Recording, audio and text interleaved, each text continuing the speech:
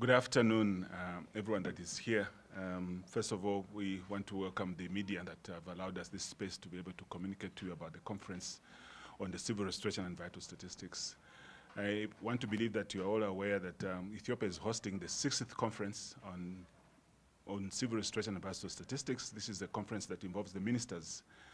This is a conference, a program that was set up by ministers in 2010 to really look at the developments and the progress around civil restoration and vital statistics. As you know, civil restoration and vital statistics is the foundation, and it involves the data collection that in respect to the events of everyone, every citizen of a country, or everyone that exists within the territory of a particular country, to be able to collect several events over their period of their life, from the time they are born to the time when they actually leave this earth. So this particular conference that we are going to be having this year, first of all, I want to thank the government of Ethiopia for having accepted to host this particular conference. The Ethiopian government accepted to host this conference at really short notice, because initially this conference would have been held in Mozambique, but because of COVID situations, that was not possible. And the result of that, the conference was actually postponed from 2021 to 2022. And based on that, the Ethiopian government was willing to take up the responsibility to host the conference. I must also mention that the first conference of ministers was actually held here. So it is like coming back home from 2012 to now. It's like coming back to Ethiopia, because this is where the conference itself was born. And therefore, we feel very honored that the government is able to accept again to continue honoring their responsibility, and also to be able to host this particular one. Now, the conference of ministers responsible for civil restoration has two parts to it. The first part of it involves the experts in civil restoration and vital statistics, but mainly the civil restoration, the civil registrars. So civil registrars sit down to discuss about the development around civil restoration in developments in the country on various issues. And that takes 2 to 3 days. And this particular time, they will be spending their time next week from Monday to 26th to discuss the development of civil restoration on the continent in different countries, and come up with a very concerted resolution that they will be able to present to the ministers. And I'll come back to that. But what is the focus of this conference? The focus of this conference really is that what has been developed over the years, we've been focusing much more on the civil restoration, but also you realize that now we're talking about ID management. So it's the integrating, the strengthening of the civil restoration and ID management. Meaning that the civil restoration itself as a foundation is the foundation, meaning you collect data from children born at age 0 to the time when somebody actually is able to leave this earth. In other words, by the time they actually die. So you collect all their events over time, and it means all people in the country that are supposed to be registered.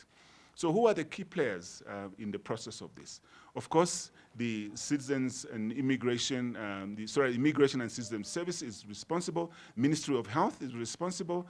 The ID management authorities are responsible, because they have to have this integrated kind of approach to make sure that you have systems that talk to each other. And one of the things that we're going to be talking about is particularly that.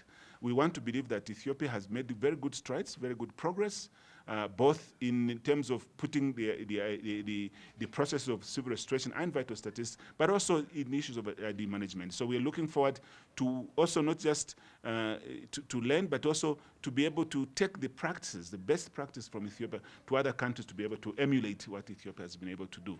So we are looking forward to this conference, which is going to start next week on Monday.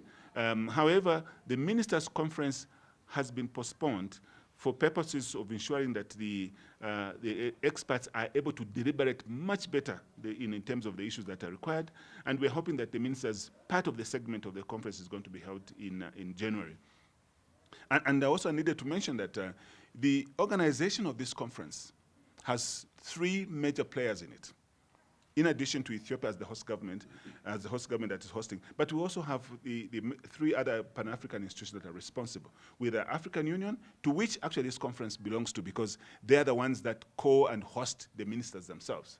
Then we have the ECA, which is responsible for the expert part of the conference. So we are responsible as ECA to make sure that the technical part of the conference is taken care of. That is our responsibility as ECA.